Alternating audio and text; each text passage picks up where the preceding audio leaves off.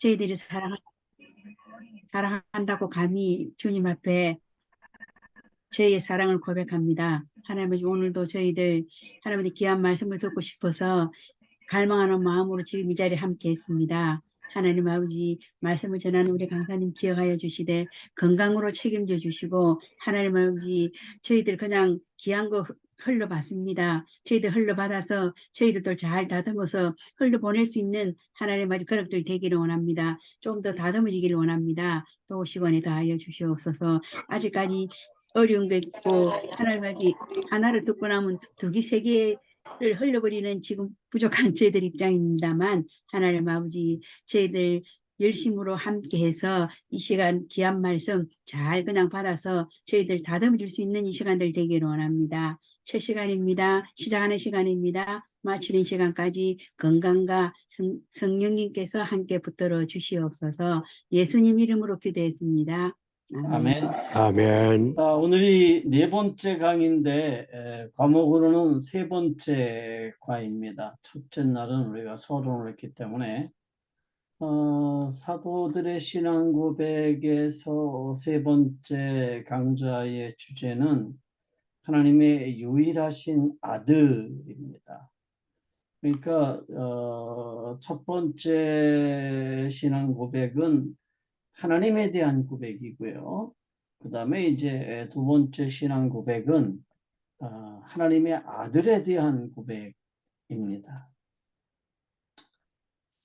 그 신화들이 있죠. 신들의 이야기가 있습니다. 크게 두 가지 종류의 신화가 있는데 하나는 그리스 신화이고 하나는 힌두의 신화입니다. 인도 신화라고도 하죠.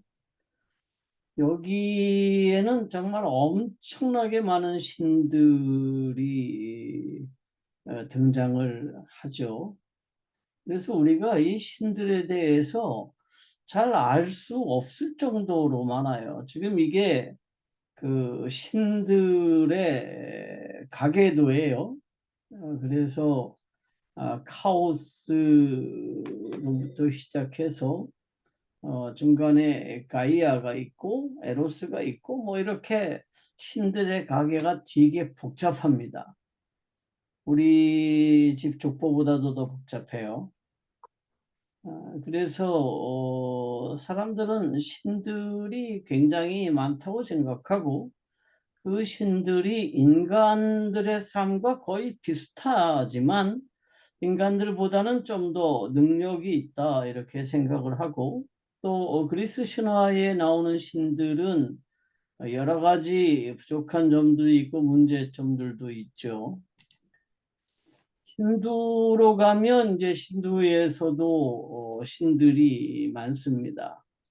신들이 많은데 그 신들 중에 보면 뭐 브라흐마도 있고 비슈누도 있고 시바도 있고 뭐 여러 신들이 있는데 이 브라흐마라고 하는 신이 이제 불교로 오면 범천이 됩니다. 그 다음에 이제 비슈누가 불교로 오면 비로자나가 되고요. 또 시바가 불교로 오게 되면 대자재천이라고 이렇게 불려지죠. 그래서 불교의 대부분의 부처들은 신두의 이제 신들을 빌려온 겁니다. 또 신두의 여신들도 많아요. 여신들도 많습니다. 그래서 사라스바티, 뭐 락슈미, 파르바티, 가야트리, 딕샤니, 뭐 데비, 드루가, 라다, 마리암만 이런 여러 신들이 있고 그 신들이 각자 자기들의 고유한 영역이 있어요. 응? 그래서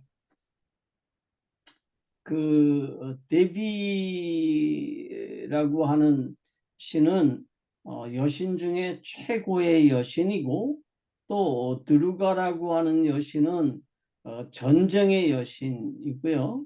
가야트리라고 하는 여신은 학문과 지식의 여신이고요. 뭐 그다음에 마리암만이라고 하는 여신은 질병, 비, 보호의 여신이고 그렇습니다. 제가 그 성경적인 세계관 강의를 하면서 이집트의 신들에 대해서도 설명을 좀 드렸는데 이집트의 신들도 마찬가지예요. 각자 자기 고유의 영역이 있습니다. 그리고 주특기가 있어요. 그래서 그 힌두의 남신들 중에서도 뭐 그 아그니라고 하는 신은 불의 신이고요. 그래서 불을 주관해요. 그래서 모든 만물을 깨끗하게 태워서 새롭게 만들기도 하죠. 또 수리아라고 하는 신은 태양신이고요. 인드라라고 하는 신은 날씨와 전쟁의 신입니다. 이 인드라가 불교로 오면 이제 제석천이 됩니다. 또 뭐 그 하누만이라고 하는 그 신도 있는데 이 신은 원숭이 모양의 신이죠. 그래서 굉장히 많은 신들이 이렇게 있습니다. 그래서 신두의 신들을 이렇게 쉬어보면 이거 누구도 하실 수가 없는데 대략 한 3억 3천만 정도의 신들이 있다고 그래요. 그러니까 인도 인구가 한 13억 되는데 인도에는 신들이 한 3억 3천 정도가 있다고 이렇게 알려져 있습니다. 불교에는 신들이 얼마나 있느냐? 그러면 25분의 부처가 있고요. 그 다음에 이제 28 보살이 있는데 혹은 8만 4천의 보살이 있다고 이렇게 알려져 있습니다. 지난주 강의에서 제가 그런 설명을 드렸는데 그 하나님이 만드신 세상은 두 가지 종류의 세상이 있다고 그랬습니다. 하나는 영적인 우주고 하나는 물질적인 우주예요. 영적인 우주에는 이러한 영들이 존재합니다. 천사들이 존재하고 그 타락한 천사들이 영적인 우주에 함께 존재하죠. 물론 그 타락한 전사들은 지금 하나님의 계시는 곳에서 쫓겨나서 이 물질 우주로 들어와 있습니다. 우리 눈에 보이지 않지만. 그런데 그 영적인 존재들, 천사들, 그런 영적인 존재들조차도 본래부터 있었던 게 아니고 하나님께서 창조하셨다라고 하는 게 이제 성경적인 세계관의 핵심이고요. 또 우리 믿음의 고백에서의 아주 중요한 핵심입니다. 그래서 하나님이 전능하심으로 뭘 만드셨느냐? 하늘과 땅을 창조하셨다 이렇게 얘기를 했는데 거기서 말하는 하늘이라는 것은 무슨 저 우주 공간, 대기권 혹은 성층권 이런 게 아니라 거기서 말하는 하늘은 뭐냐 하면 영적인 세상입니다. 그래서 하늘에 계신 우리 아버지라고 할 때 그 하늘은 우주 공간을 얘기하는 게 아니라 영적인 우주를 얘기하는 거다 이렇게 말씀을 드렸습니다. 하늘의 천사들이라는 표현도 마찬가지예요. 그러니까 천사들은 영적인 우주 공간을 날아다니는 존재들이 아니라 누구냐 하면 그 영적인 우주에 존재하는 것들입니다. 그런데 그 숫자가 엄청날 거예요, 아마. 그 천사들이 한두 명이 아니에요. 그런데 사람들이 그 영적인 존재들을 뭐라고 인식하느냐 하면 신들이라고 인식하는 겁니다. 근데 신은 누구밖에 없어요? 오직 하나님 한 분 외에는 신이 없어요. 그러니까 우리가 유신론이라고 얘기할 때 유신론 중에서 우리는 유일신론을 얘기하는데 이 유일신론도 두 가지가 있습니다. 하나는 기독교의 유일신론이 있고 이슬람의 유일신론이 있습니다. 이슬람에서는 뭐를 인정하지 않느냐 하면 영적인 우주를 인정하지 않고 영적인 우주 자체를 상정하지 않아요. 그래서 이슬람에서는 이 천사들이 없어요. 영적인 우주가 없습니다. 물론 이슬람 중에서도 일부 좀 이렇게 토착 신앙화되어 있는 곳에서는 뭐를 인정하느냐 하면 수호신을 인정하는 것도 있기는 해요. 근데 이슬람의 알라는 그냥 혼자 고독하게 있어요. 그런데 우리 하나님은 어떤 분이시냐 하면 영적인 우주에 수 없는 천사들과 함께 계세요. 그리고 천사들의 예배를 받으세요. 그리고 천사들의 시중을 들으세요. 그런데 신은 누구밖에 없느냐? 한 분밖에 안 계시다는 거예요. 그게 우리의 믿음에 있어서 아주 중요한 고백입니다. 하나님은 한 분이시다. 신은 오직 한 분이시고 나머지는 다 그 신의 창조물이다. 이게 이제 우리 믿음의 고백이라는 거죠. 우리가 이런 정확한 고백이 없으면 우리는 하나님을 제대로 인식할 수가 없습니다. 그 신이 누구냐? 그 유일하신 신이 누구냐 하면 우리들의 아버지라는 거예요. 우리들의 아버지라는. 근데 인간은 지난주에 우리가 그런 말씀을 드렸는데 인간은 스스로가 신이 되려는 시도를 하다가 단란히 실패하고 그리고 하나님으로부터 쫓겨났습니다. 그래서 이게 늘 이제 철학의 아주 중요한 소재, 문학의 아주 중요한 소재가 소외라는 건데 이 인간의 근본적인 문제는 뭐냐 하면 하나님으로부터 소외당했다는 그 소외의 감정으로부터 시작한다. 그렇게 얘기를 하는데 인간이 왜 하나님으로부터 소외당했느냐 하면 인간이 스스로가 하나님이 되려고 하나님께 반역을 일으켰기 때문이죠. 그래서 마귀가 인간을 유혹할 때 뭐라고 유혹해요? 네가 저 선악과를 먹으면 누구처럼 될 수 있다? 하나님처럼 될 수 있다. 이렇게 유혹을 해요. 그런데 하나님처럼 된다는 게 뭐죠?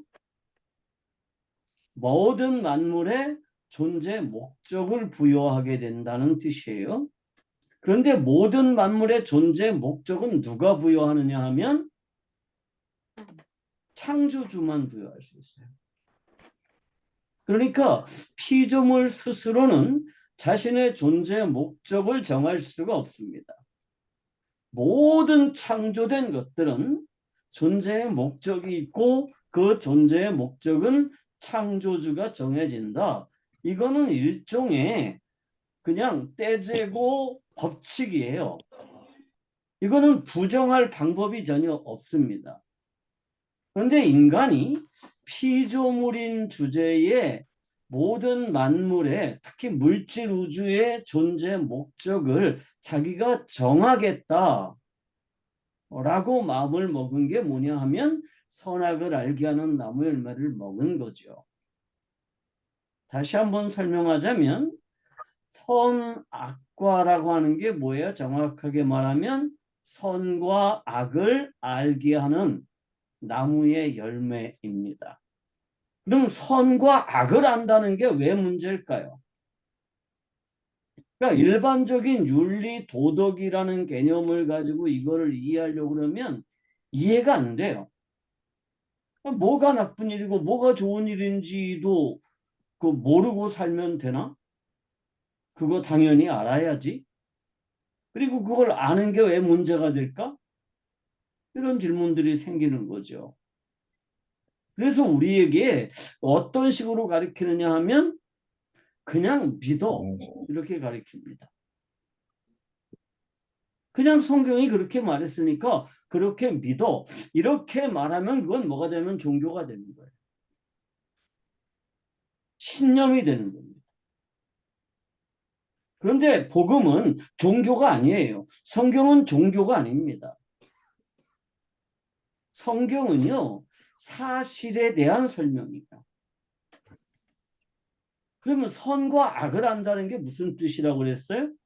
선이라고 하는 게 성경에서 항상 무슨 뜻으로 쓰여지느냐 하면 토브라고 하는 단어로 쓰여지는데, 이 토브는 언제 쓰여지느냐면 하나님이 물질 우주를 창조하셨을 때 단계마다 과정마다 하나님 보실 때 어땠다? 좋았다. 보기에 좋았다라는 겁니다. 그게 토브예요. 다시 말하면 하나님의 창조 목적에 합당하게 만들어졌다. 존재 목적에 딱 들어맞는다. 그런 의미입니다. 그래서 그 존재 목적을 누가 정하는 거예요? 창조주이신 하나님이 정하는 겁니다. 그런데 하나님은 인간에게 물질 우주의 관리를 맡기셨어요. 그래서 인간이 뭐 했죠? 모든 만물에 이름을 지었습니다. 이름을 지었다는 얘기는 모든 만물의 관리권을 행사했다는 뜻이에요. 그런데 뭐는 하면 안 돼요? 그 모든 만물의 존재 목적을 부여하면 안 돼요. 모든 만물의 존재 목적을 부여하는 건 누구밖에 없다고요? 하나님밖에 없습니다. 그런데 인간이 선이 뭐고 악이 뭔지를 알게 된다는 게 무슨 뜻일까요? 저 만물의 존재 목적을 여기서 안다라는 건 뭐냐 하면 내가 나눈다, 내가 정한다, 그런 의미를 포함하고 있어요. 그러면 인간이 모든 만물의 존재 목적을 스스로 정하게 되면 내가 누가 되는 거예요? 그러면 내가 창조주 하나님이 되겠다는 거예요. 그게 사실은 인간의 문제의 핵심이죠. 그게 원죄예요. 응? 원죄예요. 그러니까 하마르티아라고 하는 이 죄라고 하는 단어가 뭐를 의미해요? 관역에서 벗어났다라는 걸 의미한다고 그랬죠. 그러니까 존재 목적에서 벗어난 겁니다. 인간도 존재 목적이 있죠. 그 존재 목적이 뭐예요? 하나님의 영광을 반영하고 하나님을 예배하는 거예요. 그게 인간의 존재 목적인데 인간이 누가 되기로 했어요? 하나님이 되기로 했습니다. 그래서 더 이상 하나님의 영광을 반영하지 않고 내 영광을 드러내고요. 하나님을 예배하지 않고 내 욕심을 예배하게 됐습니다. 그 이유가 어디 있느냐 하면 내가 하나님이 되겠다 라고 생각했기 때문입니다. 물론 이거는 어디서 들어왔냐 하면 영적인 우주에서 들어왔습니다. 그래서 죄는 들어왔다라고 설명하죠. 에덴 동산에서 발생한 게 아니에요. 그런데 인간은 절대로 하나님이 될 수가 없습니다. 절대로 하나님이 될 수가 없죠. 그런데 예수님은 우리가 하나님을 뭐라고 부르라고 가르쳐요? 아버지 부르도록 가르칩니다. 그러니까 우리가 하나님을 아버지라고 부를 수 있다는 얘기는 뭐예요? 내가 하나님이 됐다는 뜻이에요. 그죠? 이건 정말 대단한 거예요. 대단한 거예요. 그러니까 그냥 이 아버지라고 하는 표현이 종교적인 수사 그 정도라 그러면 사실은 뭐 별거 아니에요. 물론 다른 이방 종교에서 자신들의 신을 아버지라고 부르는 종교는 없어요. 한번 여러분 생각해 보세요. 이방 종교에서 자신들이 섬기는 신을 아버지라고 부르는 종교가 있나요? 없습니다. 오직 성경만 하나님을 우리들의 아버지라고 부르라고 이렇게 가르치세요. 아버지라고. 근데 하나님이 우리의 아버지가 되려면 내가 뭐가 되는 거예요? 그러면 하나님의 자녀가 되는 건데 내가 하나님의 자녀가 되려면 어떻게 돼야 되는 거예요? 그러면 내가 하나님과 같은 존재가 되는 거예요. 같은 존재가 된다는 게 뭐냐 하면 걔는요 절대로 내 아들이 될 수 없죠. 그죠? 걔는 절대로 내 아들이 될 수 없습니다. 그런데 내게는 자녀가 몇 있죠? 아들이 하나 있고 딸들이 둘 있고 그래요. 그리고 며느리가 있고 사위들이 있습니다. 그런데 어떻게 해서 며느리가 내 자녀가 됐죠? 내 아들과 결혼함으로써 내 자녀가 됐어요. 저한테는 정말 정말 좋은 사위들이 둘이 있는데 그 사위들은 어떻게 내 아들이 됐어요? 내 딸들과 결혼을 통해서 아들이 됐어요. 그런데 다른 사람을 내가 아무리 이뻐해도 그 다른 사람은 내 아들이 될 수 없어요. 양자를 드린다고요? 뭐 법적으로는 아들이 될 수 있죠. 근데 실질적으로는 아들이 아니에요. 더군다나 개나 고양이가 아들이 될 수는 없어요. 물론 요새는 세상이 하도 이상해져 가지고 유럽에 있는 사람이 죽으면서 자기 재산을 자기 집 고양이 뭐 개한테 상속시켜 주는 분들도 있대요. 또 그런 법이 있는 나라가 있대요. 참 비정상적인 거죠. 그런데 우리는 절대로 하나님이 될 수 없는데 우리가 하나님을 아버지라고 부를 수 있어요. 왜 그럴까요? 어떻게 하면 우리가 하나님을 아버지라고 부르죠?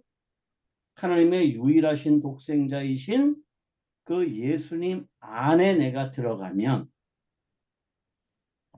예수님에게 내가 속하면 내가 예수님 안에 있으면 뭐가 되는 거예요? 그러면 예수님과 똑같은 하나님의 자녀가 되는 거예요. 그 방법이 유일한 방법입니다. 그래서 우리가 하나님을 우리들의 아버지라고 부를 수 있는 이유가 뭐냐 하면 누구 때문에? 그분의 유일하신 독생자이신 예수님 때문입니다. 그럼 우리가 어떻게 해서 예수님이 우리들의 그 구원자가 될 수 있을까? 그 유일하신 독생자 그 하나님이 어떻게 인간으로 이 세상에 오실 수 있었을까? 이게 문제인 거예요. 자, 예수님은 하나님의 아들이에요. 근데 우리가 어떻게 예수님 안에 들어갈 수 있죠? 하나님은 영이시고 우리는 물질인데 어떻게 예수님 안에 들어갈 수 있어요? 그분이 우리에게 오시면 되지 않나요? 그렇죠. 그분이 우리에게 오시는 거죠. 하나님이 우리들에게 오셨는데 그 영이신 하나님이 뭐를 입고 오셨어요? 육을 육신로 되어 있는 몸을 입고 오셨습니다. 그러면 그렇게 하면 다 된 건가 이제? 아니죠. 그 오는 과정과 그분이 행하신 일 이런 것들이 이제 우리를 그 예수님 안에 있게 하는 아주 중요한 내용들이 되는 거죠. 예수는 당시 유대인들에게 아주 흔한 이름이에요. 그러니까 예슈와 뭐 우리말로 하면 여호수아 되게 흔한 이름이에요. 그러니까 유대인들 중에는 예수라는 이름이 굉장히 많았습니다. 그런데 우리가 믿는 우리가 고백하는 그 예수는 그냥 그 유대인들 중에 수없이 많은 예수라는 어떤 사람을 믿는 게 아니라 누구를 믿는 거예요? 그리스도이신 예수를 믿는 거예요. 당시 예수는 굉장히 많았어요. 그냥 거기 예루살렘 거리에서 예수야 그러면 사람들이 돌아보는 사람이 굉장히 많았을 거예요. 지금 우리가 박 사장님 그러면 돌아보는 사람이 많다며요. 김 사장님 그러면 돌아보는 사람이 많다며요. 그런 식으로 예수는 굉장히 흔한 일이지만 이름이지만 예수는 그리스도이십니다. 예수가 그리스도가 되셨다. 그럼 어떻게 해서 예수님은 그리스도가 되셨을까요?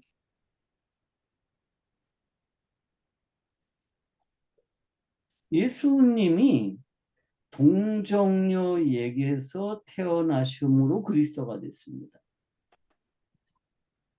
자, 우리가 보통 약속의 아들이라는 표현을 많이 쓰죠. 약속의 아들. 그 약속의 아들은 누구이시죠? 그 약속의 아들은 예수님이십니다. 그런데 그 약속의 아들은 하나님이 언제 약속하신 거예요? 아까 3장에서 창세기 3장 15절에 이미 예, 약속하셨어요. 인간이 하나님이 되려다가 실패하고 첫 번째 재판 자리에서 하나님이 인간을 저주하지 않으시고 인간에게 뭘 약속하셨어요? 복음을 약속하셨는데 그 복음의 내용이 뭐냐 하면 내가 너에게 여인의 아들을 보내주겠다라는 약속을 하신 거예요. 그런데 이 여인의 아들이라는 게 굉장히 중요하죠. 여인의 아들이라고 하는 게. 왜 여인의 아들이 중요하죠? 아담이라는 종족은 하나님에게 반역을 일으킴으로써 이제 하나님과 반대편에 서게 됐습니다.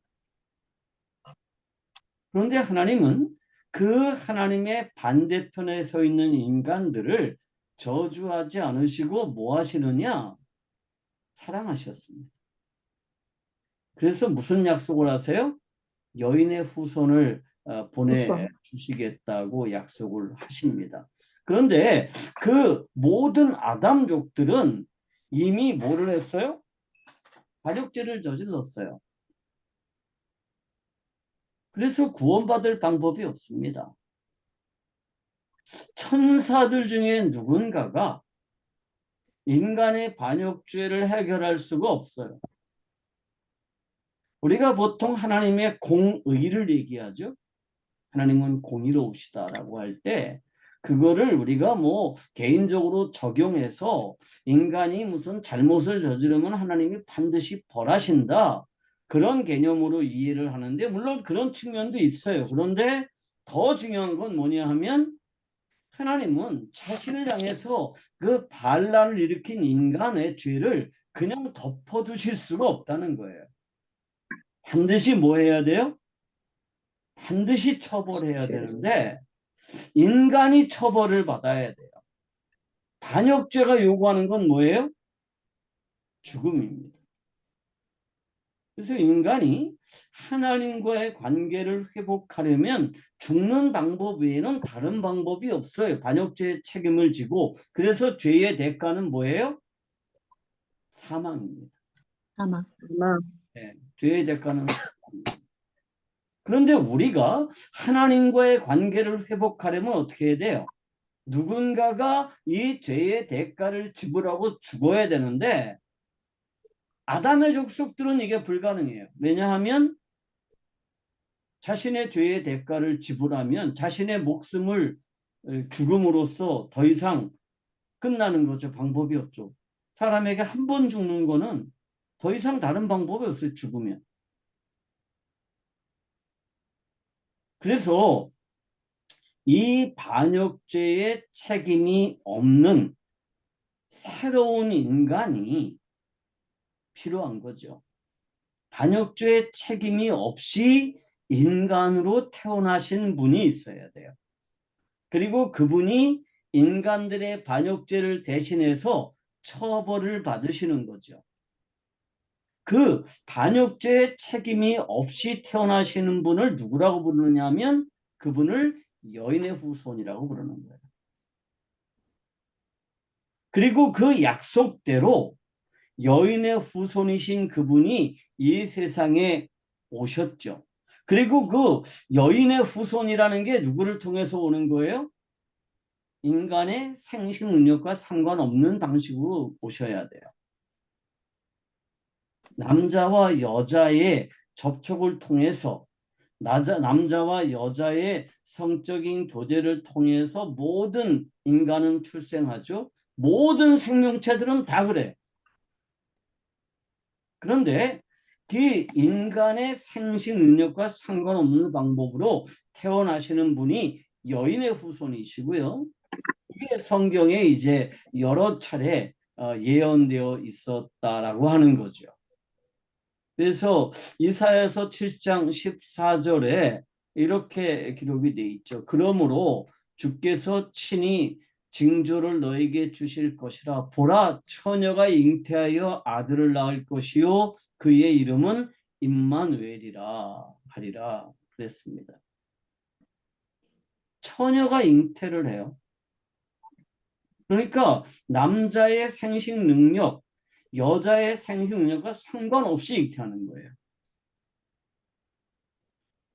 잉태라고 하는 과정은 둘의 생식 능력이 합쳐져야 되는 거예요. 남자의 생식 능력과 여자의 생식 능력이 합쳐져야 잉태가 되는 겁니다. 물론 뱃속에서 아이를 기르는 과정은 여자의 몫이지만 이 아이를 잉태하는 과정은 반드시 남자와 여자의 생식 능력이 합해져야 되는 거예요.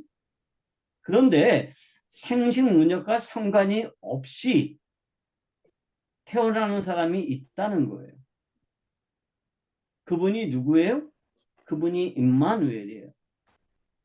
임마누엘이라는 말을 우리말로 번역하면 뭐예요? 하나님이 함께 하신다. 우리와 함께. 그런 뜻입니다. 하나님이 우리와 함께 하시려면 어떻게 해야 돼요? 그분이 인간으로 오셔야 돼요. 그런데 인간으로 오셔서 그냥 보통 사람으로 태어나가지고 뭐 대단한 슈퍼맨적인 능력을 가지고 있어서 인간을 구해내는 게 아니라 원죄와 상관없이 반역죄를 저지른 일 없이 새로운 종류의 인간으로 이 세상에 오셔서 그 반역죄와 상관이 없는 분이 인간이 지은 반역죄의 대가를 치르는 방식으로 뭐가 되느냐? 그분이 우리의 구원자가 됩니다. 그게 이제 마태복음에 기록된 내용이고요. 우리가 알고 있는 그 동정녀 탄생이라고 하는 거는 그런 의미가 있는 겁니다. 그래서 이거를 가장 잘 보여준 예표가 있죠. 그게 뭐예요?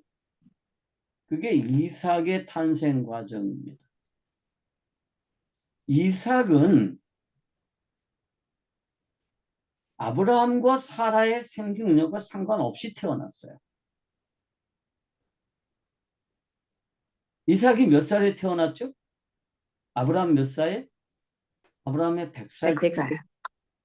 하나님이 왜 이렇게 오랫동안 놔두셨죠? 아들 주겠다고 몇 살에 약속하셨어요? 90살. 약속하셨어요. 그죠? 그리고 굉장히 긴 시간 동안에 그 약속을 안 지키셨어요. 왜 안 지키셨을까요? 하나님의 능력이 부족했을까요? 아니에요. 아브라함과 사라의 생식 능력이 다 사라질 때까지 기다리십니다. 그래야만 뭐가 되는 거예요? 그래야만 예수 그리스도의 예표가 됩니다. 예표. 그래서 우리가 이삭을 뭐라고 그러냐면 예수님의 예표라고 부릅니다. 그래서 인간의 생식 능력과 상관없이 오실 그분을 하나님이 구약에서 설명하고 또 그 이삭이 하나님에게 뭘로 드려져요? 제물로 드려지죠. 그래서 아브라함이 이삭을 제물로 드려요. 그리고 히브리서 기자는 뭐라고 설명해요? 그 과정을 아브라함이 죽은 자 가운데서 돌려받은 거다. 이렇게 표현해요. 왜 이삭이 죽었다가 다시 살아나야 됐을까요? 그 이삭은 예수 그리스도. 예수님의 예표이기 때문에. 그게 예수님의 동정녀 탄생에 관련된 얘기입니다. 그러니까 예수님이 동정녀에게서 나시지 않았다. 그러면 예수님은 우리의 구원자가 될 수가 없어요. 그런데 천주교에서는 뭐라고 설명해줘? 그 마리아가 굉장히 성스러운 분이기 때문에 그 마리아를 통해서 예수님이 잉태됐다. 이렇게 설명해요. 마리아가 성스럽기 때문이 아니에요. 하나님이 마리아라고 하는 처녀를 택했을 뿐이죠. 우리 브리스가 선교사님이 처녀 때 택했을 수도 있어요. 옛날에 살았으면. 그죠? 그러니까 마리아의 생식 능력과 상관이 없이 요셉의 생식력과 상관이 없이 잉태된 거죠. 그 이후에 마리아는 아이를 줄줄이 낳았어요. 그래서 마리아가 예수님만 낳은 게 아니에요. 또 누구도 낳았어요? 성장대. 야고보도 낳았고요.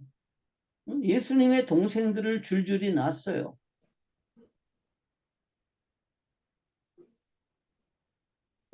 마리아가 뭐 그렇게 성스러운 여자라 그러면 요셉하고 자면 안 되지. 근데 중요한 건 뭐냐 하면 창세기 3장에서 하나님이 약속하신 대로 그리고 이사야서를 통해서 또 그 성경의 여러 곳을 통해서 그리스도의 탄생을 예언한 그대로 그분은 인간의 생식 능력과 상관이 없이 태어났다는 겁니다. 그래서 우리가 우리의 믿음을 고백할 때 뭐라고 고백해요? 동정녀 마리아에게서 태어나셨다. 이렇게 고백하는 겁니다.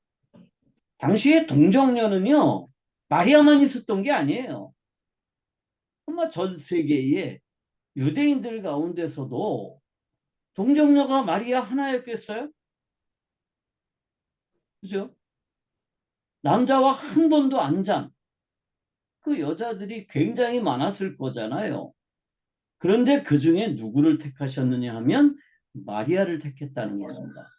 그리고 그 마리아는 실존 인물이었다는 거예요. 가상 인물이 아니에요.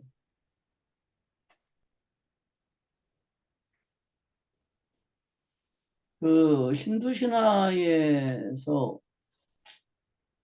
가장 인기 있는 그 힌두교의 신들 중에 하나가 그 가네샤라고 하는 신이에요. 인간의 몸을 하고 코끼리의 머리를 하고 있는 그 신인데 그 가네샤는 어떻게 해서 만들어졌느냐 하면 애초에 시바 신의 부인인 파르비타가 목욕을 하러 들어가면서 자신의 떼를 가지고 아들을 만들었어요. 떼로. 그래서 아들을 만들어 가지고 너 여기 아무도 못 들어오게 단단히 지켜라 이렇게 시켰어요. 그래서 떼로 만들어진 그 아들이 이제 어머니가 목욕하고 있는 문을 지키고 있는데 그 파르비타의 남편인 시바가 순례를 마치고 집으로 돌아왔어요. 수행을 마치고. 근데 이게 못 들어가는 거예요. 그 가네샤가.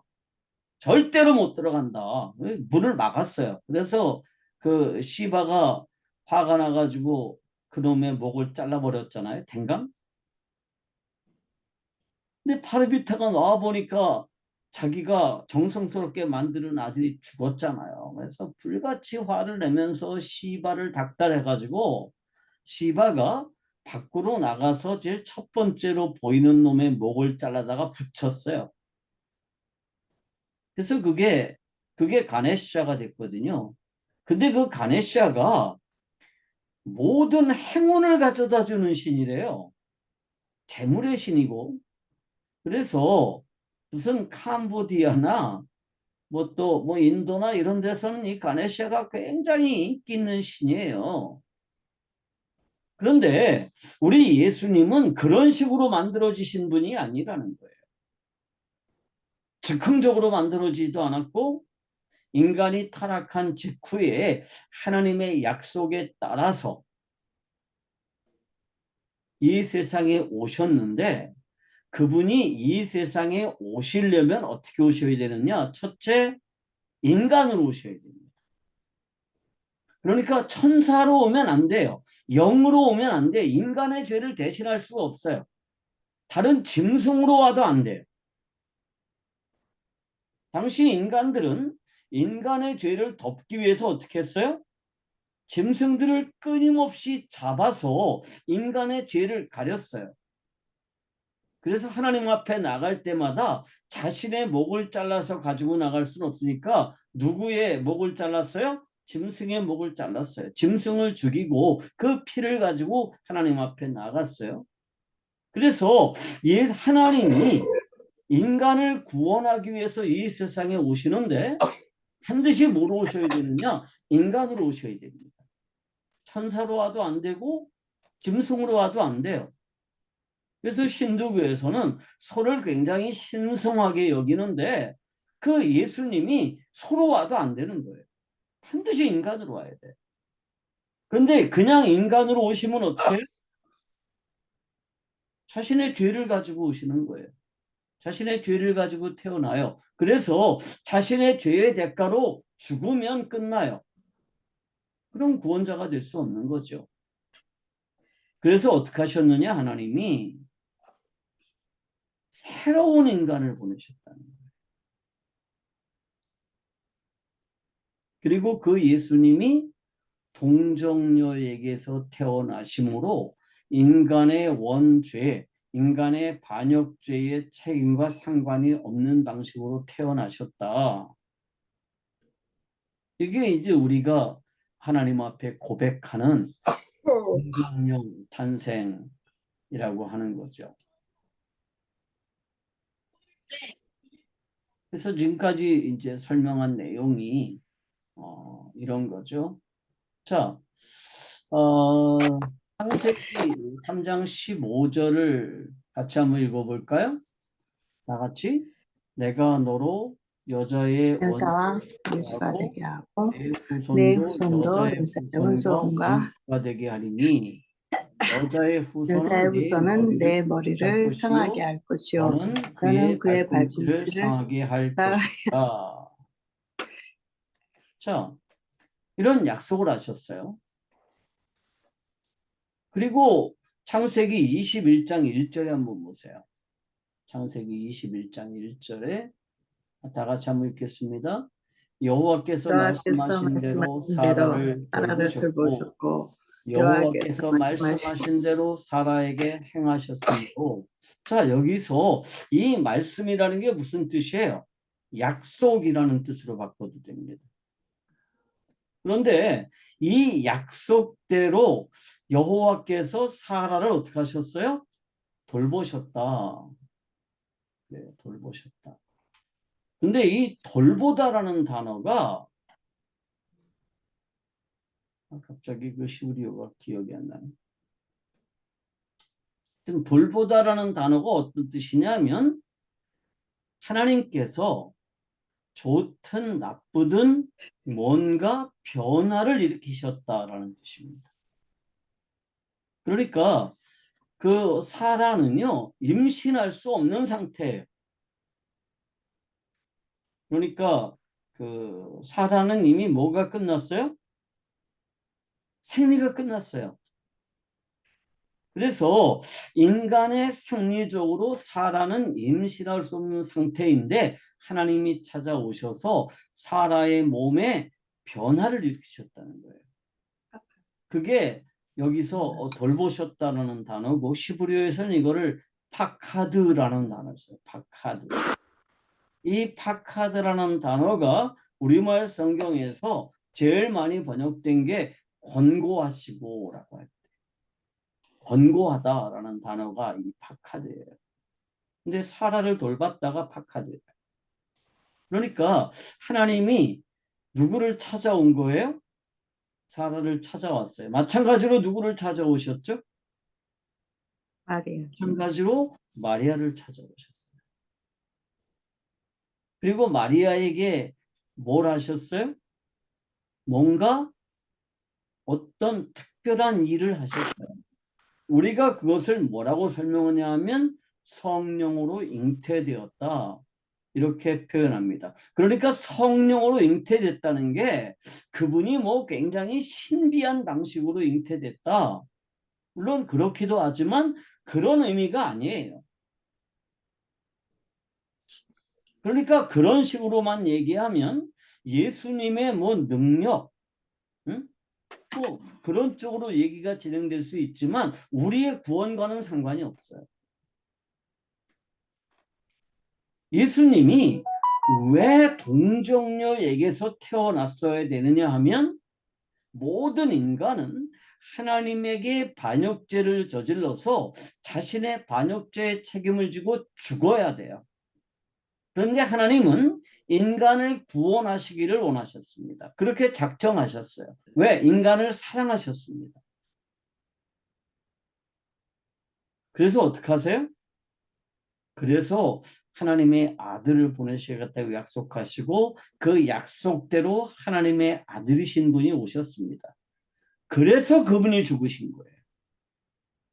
그분이 왜 죽었어요? 인간의 반역죄를 대신해서 죽었어요. 그런데 그분이 반역죄를 저지른 그런 아담의 후손이라고 그러면 그분이 100번을 죽어도 인간의 죄를 없앨 수는 없어요. 그런데 그분은 뭐예요? 반역죄의 책임과 상관이 없는 분이에요. 그분이 인간의 몸을 입고 인간으로 세상에 오셔서 인간의 죄를 대신해서 처형을 받음으로 인간의 반역죄가 없어졌습니다. 그게 속죄예요. 그리고 그 속죄가 이루어지기 위해서는 뭐가 필요하냐 하면 인간의 생신 능력과 상관이 없이 이 세상에 태어날 그 여인의 후손 그분이 필요하신 겁니다. 그게 이제 우리가 말하는 독생자 예수. 그 독생자 예수는 누구에게서 태어나느냐? 동정녀에게서 태어납니다. 그 동정녀라는 건 뭘 상징한다고요? 인간의 생식 능력과 상관이 없는 방식으로 이 세상에 오시는 분입니다.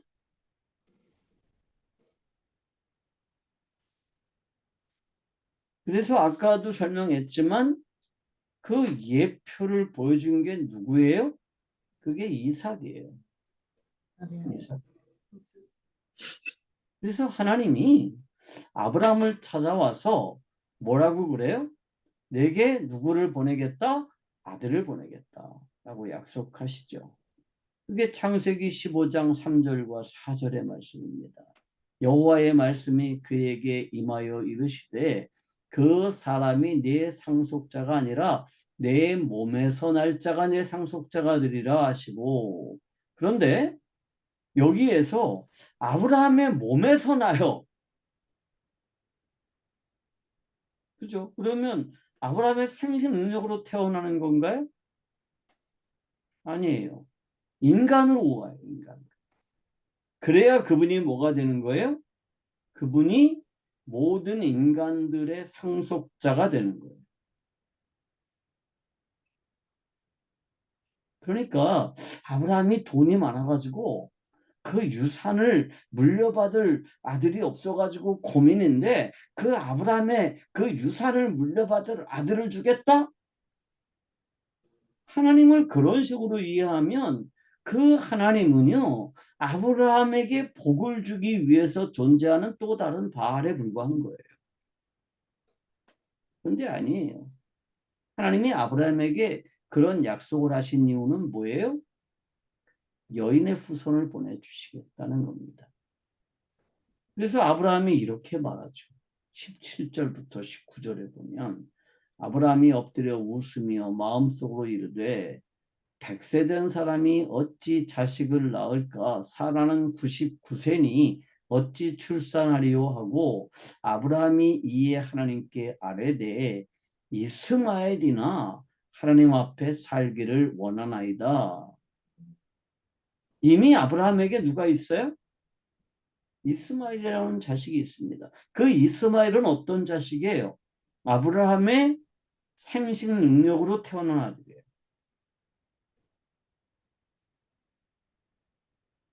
하갈과 아브라함의 생식 능력으로 태어났죠. 그러니까 하나님이 뭐라 그래요? 이르시되 아니라 내 아내 사라가 내게 아들을 낳으리니 너는 그 이름을 이삭이라 하라. 내가 그와 내 언약을 세우리니 그의 후손에게 영원한 언약이 되리라. 자, 여기서 말하는 언약은 뭐예요? 하나님이 너 저 자식들 잘 되게 해줄 거야. 그런 언약이 아니에요. 이 언약은 창세기 3장에서 하나님이 하신 그 약속이에요. 그리고 그 약속을 아브라함을 거쳐서 누구를 통해서 이루시는 거예요? 예수 그리스도를 통해서 이루시는 거예요. 그래서 그분이 동정녀에게서 태어났다는 게 정말 중요한 겁니다.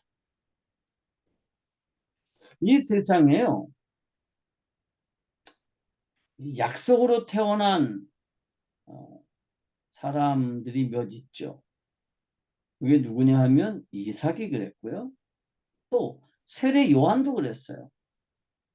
세례 요한의 아버지가 어떻게 해요? 제사장으로 성전에서 제사를 드리다가 하나님을 만나요. 그리고 하나님이 뭐라고 그래요? 너한테 아들이 있을 거다. 이렇게 말해요. 너무 놀라가지고 벙어리가 됐어요. 얼마나 놀랐는지. 그런데 그 하나님의 약속대로 자신의 부인이 임신을 했습니다. 그리고 아들이 태어났어요. 그 아들이 누구예요? 요한입니다. 그런데 그 요한의 잉태하고 예수 그리스도의 잉태가 다른 점이 있습니다. 뭐가 다를까요? 아들 주겠다고 약속하셨어요. 그런데 달라요. 뭐가 다르죠? 어르신이 다르죠. 권리 없죠. 그렇죠. 세례 요한은 누구의 능력으로 태어났어요?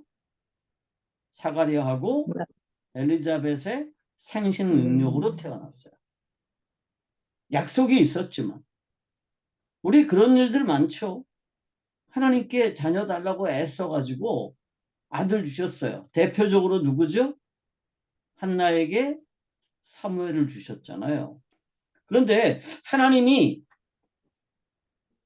한나에게 아들 주겠다고 약속하셨는데 한나가 성령으로 잉태됐나요? 아니에요. 누구를 통해서 잉태됐어요? 남편을 통해서 잉태됐어요. 그러니까 그런 사람은 구원자는 아니에요. 그런 분은 그리스도가 아니에요. 예수님은 어떤 방식으로 잉태됐어요? 인간의 생식 능력과 상관없이 성령으로 잉태되었습니다. 그런데 출생 과정은 어떻게 되죠? 똑같아요. 그러니까 세례 요한도 엄마 뱃속에서 10개월 있다가 태어났고 예수님도 엄마 뱃속에서 10개월을 있다가 똑같은 산고를 겪고 태어났어요. 그죠? 왜 그러셨을까요? 인간으로 오셔야 되기 때문입니다. 근데 우리가 그 부분을 놓치고 뭐라고 자꾸만 그 포인트를 맞추느냐 하면 워낙 가난해가지고 마구간에서 태어났다고. 여기에만 초점을 맞춰요. 근데 그거는 굉장히 잘못된 초점이에요. 마구간에서 태어나셨죠. 왜 마구간에서 태어나셨을까요? 이분들이 여행 중이었기 때문입니다. 왜 여행 중이었을까요? 당시에 그 어우구스투스가 이제 로마의 초대 황제고요. 그 아우구스투스의 뒤를 이은 게 티베리우스라는 황제예요. 근데 성경은 아구수 때에 천하의 호령을 명을 내려서 모든 사람은 자기 족보에 등록을 하라 이렇게 이제 명령을 내렸다 그러잖아요. 근데 가이사 아구스토가 초대 황제인 어거스트를 말하는 게 아니라 계속해서 뒤에 황제들도 뭐라 그랬냐면 자기 그 첫 번째 황제의 이름을 따서 아우구스투스, 티베리우스 이렇게 불렀다고요. 그래서 역사학자들이 그 아우구스투스의 재위 기간하고 예수의 탄생 기간이 달라. 그런데 아니에요. 그러니까 예수님은 티베리우스 황제 시절에 태어났어요. 그리고 티베리우스가 뭐를 만들었냐 하면 로마 식민지에 있는 모든 사람들은 다 뭐를 하느냐 하면 이제 등록을 하도록 만들었어요. 이거는 역사예요. 그러니까 예수님이 무슨 마구간에서 태어났고 막 이런 얘기가 그냥 전설이 아니라는 거예요. 응? 예수님이 베들레헴에 태어났다. 이게 전설이 아니라는 거예요. 우리는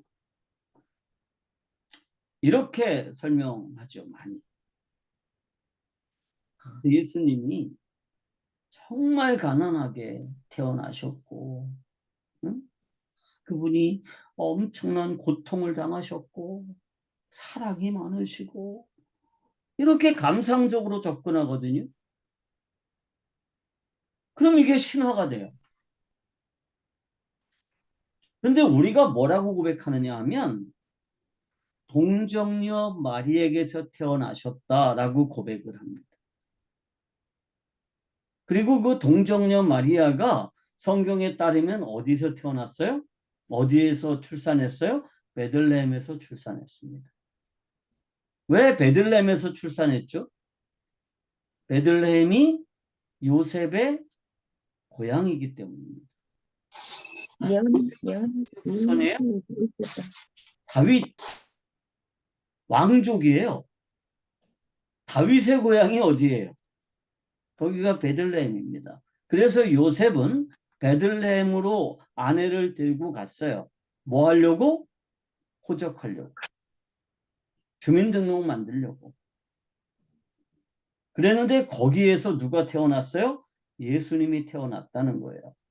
그러니까 여기서 우리가 분명히 알아야 되는 게 뭐냐 하면 예수님의 그 일생은 다른 종교의 저기처럼 신화가 아니에요. 분명히 역사적인 팩트라는 겁니다. 나중에 우리가 다시 살펴보겠지만 본디오 빌라도라는 사람도 등장하죠. 이것도 역사에 등장하는 인물이에요. 실제하는 인물. 그러니까 우리가 우리의 믿음을 고백할 때 그냥 우리의 신념을 고백하는 게 아니에요. 뭘 고백해요? 역사적인 팩트에 근거한 그 사실을 믿는다라고 고백합니다. 그러니까 이거는 너무너무 분명한 거예요. 너무너무. 그러니까 무조건 되고 믿어. 예수님은 정말 아무것도 없이 태어나셨어. 말구에서 태어나셨어. 얼마나 추우셨을까. 예수님이 태어났을 때가 12월 25일은 아니에요. 12월 25일은 무슨 날이에요, 원래? 원래 그 태양신의 탄생일이에요. 어? 태양신이 오신 날이에요. 근데 그날을 로마가 기독교화 되면서 성탄절로 정한 거죠. 그러니까 예수님이 여름에 태어났는지, 봄에 태어났는지, 가을에 태어났는지, 겨울에 태어났는지 몰라요. 더군다나 팔레스타인은 그렇게 사계절의 변화가 또 분명한 땅도 아니잖아요. 우리가 자꾸 그렇게 감상적인 쪽으로 초점을 맞추면 이제 핀트가 잘 안 맞는 거죠. 그래서 이제 바울은 이렇게 설명을 하죠. 이 세상에는 두 가지 종류의 인간이 있다. 두 가지 종류의 인간. 한 인간은 누구예요? 육체를 따라가는 인간입니다. 그래서 갈라디아서 4장 23절에 뭐라고 그랬어요? 여종에게서는 육체를 따라놨고 자유 있는 여자에게서는 약속으로 말미암았다. 여기서 여종은 누구예요? 하갈을 상징하죠.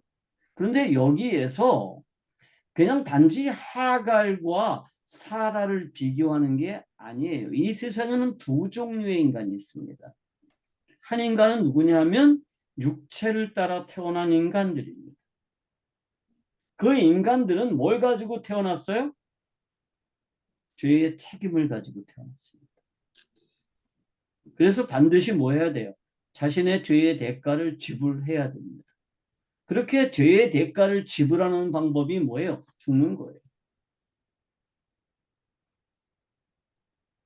그런데 이 세상에는 그 죄의 대가와 상관이 없는 사람들이 있습니다. 누구예요? 죄와 상관이 없이 태어난 그 그리스도 안에 있는 자녀.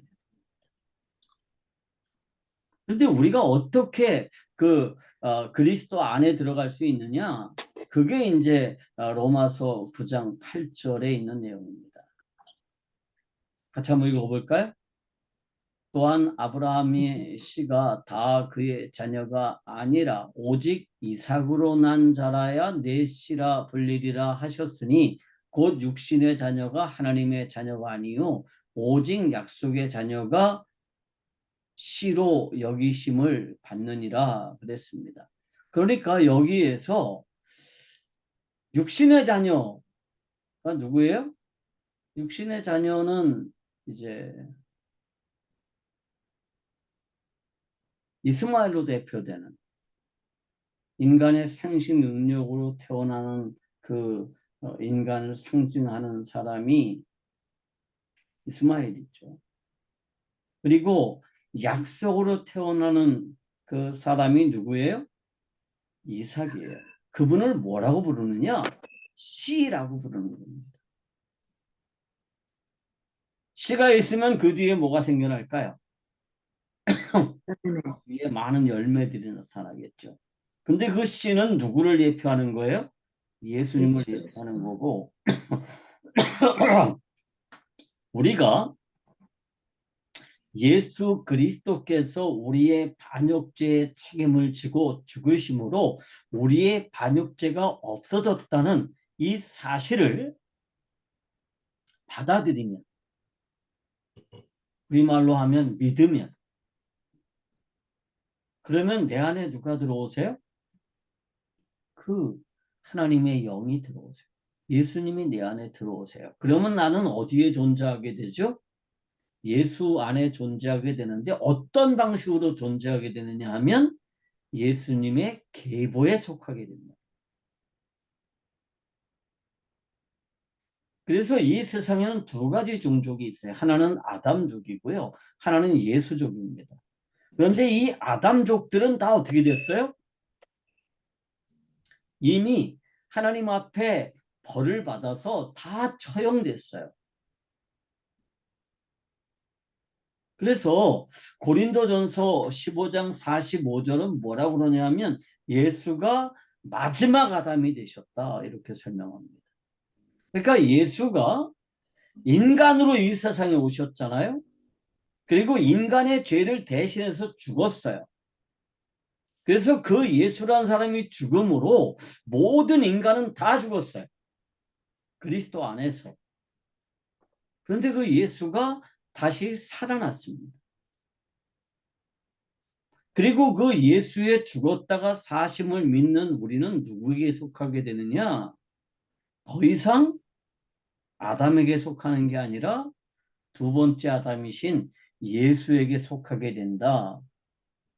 이게 이제 동정녀 탄생이라고 하는 그 내용에 담겨져 있는 엄청난 내용들인 거죠. 죄가 뭐예요? 죄는요, 우리가 오해하는 것처럼 인간과 인간 사이에서 벌어진 일이 아니에요. 우리가 하나님 내 죄를 용서해 주세요. 뭐 이렇게 얘기하고 또 죄로부터 뭐 모든 죄를 다 씻김 받았고 회개하고 뭐 이런 얘기들을 많이 하는데 사실은 성경에서 말하는 죄는 뭐냐 하면 인간과 인간 사이에서 벌어진 게 죄가 아니라 근본적으로 피조물인 인간이 하나님이 되려고 하나님에게 저지른 반역입니다. 이게 죄의 근본이고 죄의 핵심이에요. 인간이 감히 하나님이 되려고 시도한 거. 그래서 반란을 일으킨 거. 그래서 하나님은 어떻게 하셨어요? 인간을 그 욕심대로 살도록 내버려 두니까 인간과 인간 사이에서 여러 가지 문제가 생겨난 거예요. 그런데 사람들은 죄가 뭔지에 대한 분명한 인식이 없으니까 죄를 줄여나갈 수 있다고 생각해요. 사람들이 서로 사랑하고 서로 용서하고 서로 배려하면 죄가 점점 줄어들 수 있다고 착각해요. 근데요, 죄는요 줄어들지가 않아요. 하나님에게 반역을 저질렀는데 어떻게 반역이 줄어요? 한 번 저지른 반역은 반드시 뭐 해야 돼요? 대가를 치러야 되고요. 그 대가는 뭐냐? 죽음이에요. 참 목사님들의 설교를 이렇게 분석을 해보거나 또 다른 사람들의 글들을 이렇게 분석을 해보면 참 안타까운 게 뭐냐 하면 자꾸만 그리스 철학이나 혹은 윤리 도덕이라고 하는 걸 가지고 성경을 이해하려고. 그래서 죄도 뭐라고 생각하냐면 윤리 도덕이라는 관념으로 죄를 인식하니까 하나님이 쓸데없이 인간의 문제에 간섭하는 분처럼 보여요. 응? 유실론 철학자들이 그러죠. 혹은 유실론 철학자들도 그래요. 하나님이 왜 인간의 문제에 쓸데없이 간섭해 내버려두면 잘할 텐데. 그러잖아요. 그런데요. 죄는 피조물인 인간이 하나님이 되려고 하나님께 저지른 반역입니다. 그래서 이 반역은 반드시 뭐로 지불을 해야 되냐면 죽음으로 지불을 해야 되는데 모든 인간들은 죄의 책임을 가지고 태어나기 때문에 이 죄의 책임으로 죽음으로써 자신의 죄값을 치르면 더 이상 어떻게 할 방법이 없어요. 인류를 구원할 수 없습니다. 그래서 이 죄의 책임이 없이 인간으로 오시는 그분, 그런데 그분이 누구냐 하면 하나님의 독생자이신 예수 그리스도이시고요. 그 예수가 십자가에 못 박혀 죽었다라고 하는 게 우리의 믿음이죠. 그런데 십자가에 못 박혔다라고 하는 게 왜 십자가에 못 박혔어요? 당시에 이게 이제 다음 주의 주제인데 미리 좀 설명을 할게요. 당시에 이 십자가 처형 방법은요, 유대인들이 고안해낸 방법이 아니에요. 이거는 로마의 처형 방법입니다. 근데 로마에서도 그냥 아무나 십자가에 못 박아 죽이는 게 아니에요. 누구를 십자가에 못 박죠? 로마의 반란을 일으킨 반란군의 책임자를 십자가에 못 박아요. 그러니까 반란군 쫄병들을 그렇게 죽이진 않아요. 그냥 목을 찔러 죽이든지 뭐 그렇게 죽이죠. 그런데 반란군의 책임자를 십자가에 못 박아요. 그런데 예수님은 로마를 향해서 반란을 저지른 적이 없어요. 그런데 예수님이 십자가에 못 박혔습니다. 왜 그러셨죠? 하나님을 향한 인간의 반란의 책임을 지고 십자가에 못 박히신 거예요. 그래서 예수님이 아니면 그 예수 그리스도의 십자가의 그 처형이 아니면 인간의 죄가 해결될 방법이 전혀 없어요.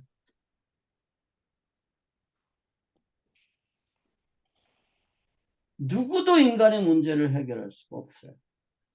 왜냐하면 인간은 근본적으로 뭘 가지고 있기 때문에 이 원죄를 가지고 있기 때문입니다. 그래서 사람들이 하도 원죄 그래가지고 저는 그 표현을 잘 안 써요. 죄의 책임 이렇게 표현해요. 사람들이 원죄 그러니까 하나님의 말씀에 불순종한 거 이렇게 이해를 하는데 그거 가지고 하나님이 인간을 죽이신다 그러면 하나님이 너무 째째하신 분이죠. 근데 그게 아니에요. 인간의 죄의 책임은요. 인간이 감히 하나님이 되려고 시도했던 거예요. 그런데 하나님이 하나님의 아들 삼위일체의 하나님 중에서 성자 하나님을 이 세상에 인간으로 나게 하시고 그 인간으로 오신 예수님이 인간의 죄의 책임을 지고 십자가에 못 박히셨습니다. 어떤 책임을 지고? 이 반란죄의 책임을 지고. 그래서 우리가 죄가 용서됐다. 이 개념이 성립되려면 반드시 뭐가 먼저 있어야 되는 거예요? 예수 그리스도의 동정녀 탄생이 꼭 필요한 거예요. 그러니까 성모가 위대하기 때문에 예수님을 잉태한 게 아니에요. 성모가 성스럽기 때문에 하나님을 그 안에 품었던 게 아니에요. 지금도 천주교인들의 기도 중에는 그런 기도가 있죠. 여인 중에 가장 복되시며 하나님의 뭐를 품으신 태중에 품으신 분이시며 그런 그 천주교인들의 기도문이 있어요.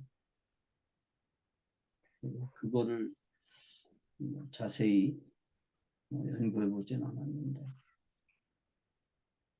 그런데 중요한 거는 그게 아니에요. 그 동정녀 탄생은 이미 에덴 동산에서 약속되었고 그 에덴 동산에서의 약속에 따라서 이루어진 거다라고 하는 겁니다. 다시 한번 설명하겠습니다. 아담의 혈통을 따라서 태어난 모든 사람들은 다 뭐를 져요?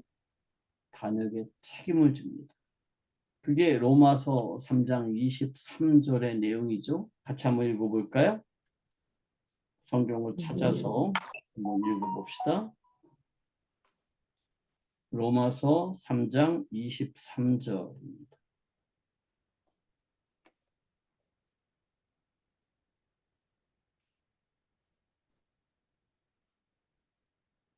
자, 다 같이요. 모든 사람이 죄를 모든 범하였으니 사람이 죄를 범하였으니 하나님의 하나님의 영광에 영광에 이르지 이르지 못하더니 못하니 됐다. 모든 사람이 다 죄를 지었습니다. 근데 이거를 사람들 중에 죄 없는 사람이 있어. 다 태어날 때부터 나쁜 마음도 먹고 애들도 보면 다 죄성이 있고 이렇게 설명해요. 아니에요. 여기서 모든 사람이 죄를 범했다는 얘기는 뭐예요? 모든 아담의 종족들이 하나님을 향해서 반란을 일으켰다는 뜻입니다. 그리고 인간은 지금도 어떻게 해요?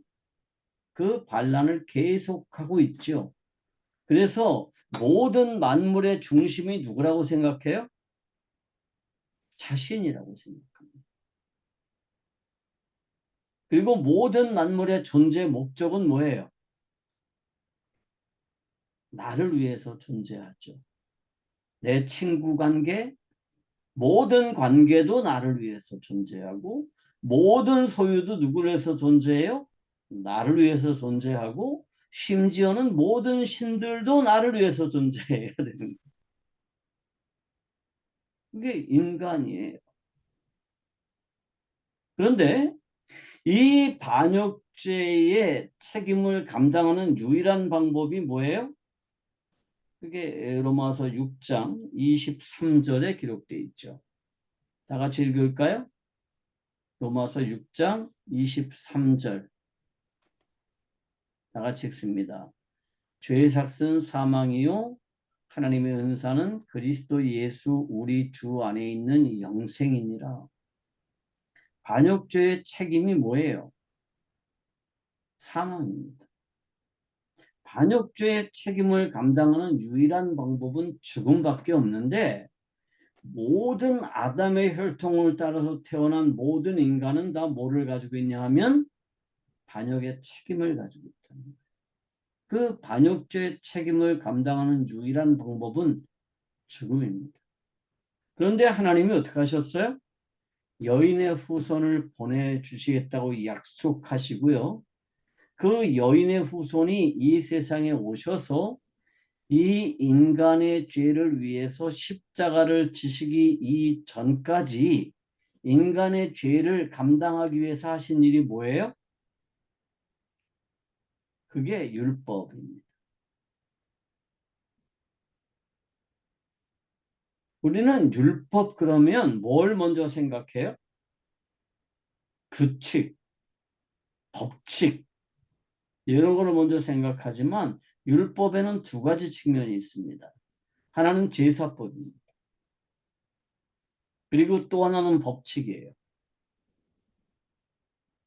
이 두 개가 다 율법인데 이 제사법이 뭐예요? 반역죄의 책임을 지고 있기 때문에 절대로 하나님 앞에 나갈 수 없는, 하나님 앞에 나가려면 자기의 목을 잘라서 가지고 나갈 수밖에 없는 인간이 하나님 앞에 나가기 위해서는 뭐를 해야 되는 거예요? 나 대신 다른 짐승을 죽여야 되는 거예요. 그게 창세기 3장에서 하나님이 아담과 이브에게 가죽옷을 지어 입혔다라고 하는 내용입니다. 그런데 인간의 죄를 다른 짐승이 대신하게 하는 방법은 죄를 없앨 수는 없어요. 뭐 하는 거죠? 죄를 덮을 수 있을 뿐입니다. 그게 히브리서 10장 11절에 기록되어 있죠. 같이 한번 찾아볼까요? 히브리서 10장 11절입니다.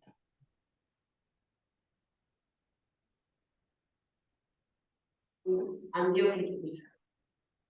히브리서 10장 11절 제사장마다 매일 서서 제사장마다 매일 섬기며 서서 섬기며 자주 자주 같은 같은 제사를 제사를 드리되 드리되 이 이 제사는 제사는 언제나 언제나 죄를 죄를 얻게 얻게 하지 하지 못하거니와 하거니와. 그러니까 우리가 율법을 따라서 드리는 제사를 해마다 반복해. 뿐만 아니라 자신의 죄가 생각나면 어떻게 하죠? 그럼 성전에 가서 제사를 드리는 거예요. 속죄제를 드리고 화목제를 드리고 낙헌제를 드리고 다 뭐 하는 거예요? 짐승을 잡아서 드리는 거예요. 자기 죄가 생각날 때는. 왜 짐승을 잡아요? 나를 잡을 수는 없으니까. 나를 죽일 수는 없으니까 내 대신 짐승을 잡아서 그 짐승의 희생을 가지고 하나님 앞에 나가는데 인간이 지은 죄를 다른 짐승이 담당할 방법이 없어요. 그거는 죄를 그냥 가려줄 뿐입니다. 죄를 가려줄 뿐인데 없어지는 못하죠. 없애지는 못해요. 그런데 이사야가 뭐라 그래요? 하나님의 뜻은 뭐예요? 하나님의 뜻은 우리의 죄를 도말하고 동에서 서가 먼 것처럼 죄를 없애고 양털처럼 흰 눈처럼 우리의 죄를 씻어서 없애는 거예요. 피로다가 덮어놓는 게 아니라 죄를 깨끗하게 씻어서 없애는 거죠. 그런데 이 방법이 이 일이 어떻게 해서 이루어지느냐 하면 동정녀의 탄생이라고 하는 그 방법으로 여인의 후손이신 그 아들이 이 세상에 오셔서 우리가 지은 그 반역죄의 책임을 지고 대신 죽음으로 그 일이 가능해졌다는 거예요.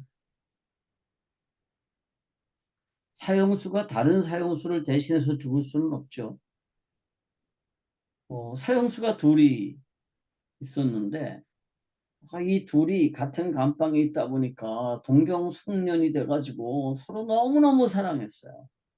너무너무 사랑했는데 어느 날 한 사형수가 이제 사형을 당하려고 이제 끌려 나가는데 남아있는 사형수가 막 이렇게 말하는 거예요. 막 울면서 나를 대신 죽이고 저 사람을 살려주세요. 내가 대신 죽을게요. 그러면 어떻게 되죠?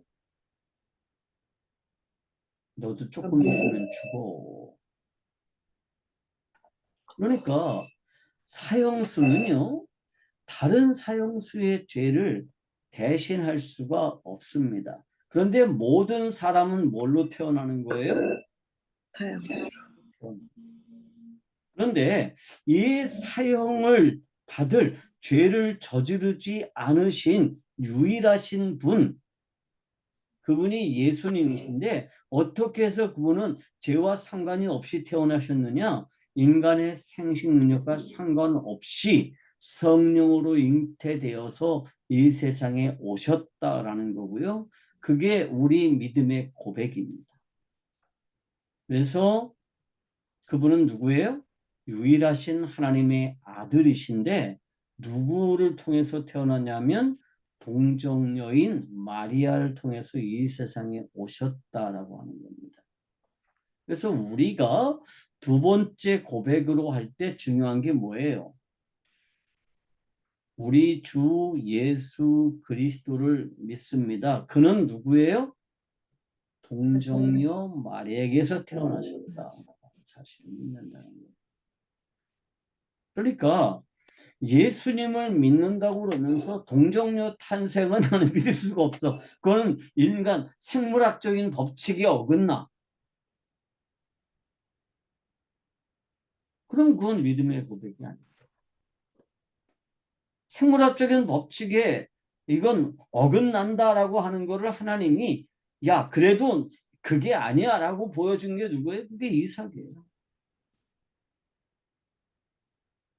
그래서 이 세상에는요.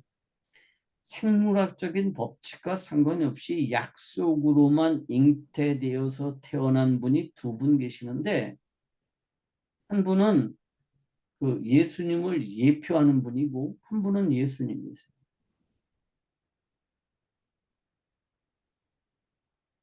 그래서 우리가 우리의 선조들이 신앙의 고백서를 만들 때 우리 믿음의 고백들을 정말 잘 요약을 했는데 이게 요약돼 있다 보니까 마치 그냥 무슨 주문처럼 돼 버렸어요. 왜냐하면 요약돼 있으면 뭐가 필요한 거예요? 그에 대한 해설이 필요한 거예요. 근데 해설이 없이 그냥 요약된 이 고백문을 읽기만 하다 보니까 이게 무슨 뭐 저기 주문처럼 돼 버린 거죠. 불교 신자들이요 대부분의 그 초보라고 그래도 뭐는 외울 줄 아느냐면 바냐바라 밀다 신경은 외울 줄 알아요. 바냐바라 밀다 신경 관자재 모살모 하는 거 있잖아요. 아재 아재 바라 아재 뭐 하는 그 바라바냐 밀다 신경은 다 외울 줄 알아요. 그런데 그 바냐바라 밀다 신경은요 원래 바냐 신경을 정말 압축해서 요약한 거거든요. 근데 불교의 승려들이 반야신경 전체를 이해할 수 있는 사람이 없어요. 그러니까 이 바냐바라 밀타신경도 그냥 주문처럼 외우거나 아주 간단하게 한국말로 번역되어 있는 거를 그냥 설명할 수 있을 뿐이죠. 근데 사도신경은 그런 게 아니에요. 성경의 방대한 내용을 정말 잘 요약해 놨기 때문에 우리가 이러한 고백을 하나님 앞에 드림으로써 뭐 할 수 있는 거예요? 그럼으로써 우리가 하나님 앞에 나아갈 수 있게 되는 겁니다. 오늘 강의는 여기까지 마치고 기도한 뒤에 질문 받도록 하겠습니다. 다 같이 기도하겠습니다.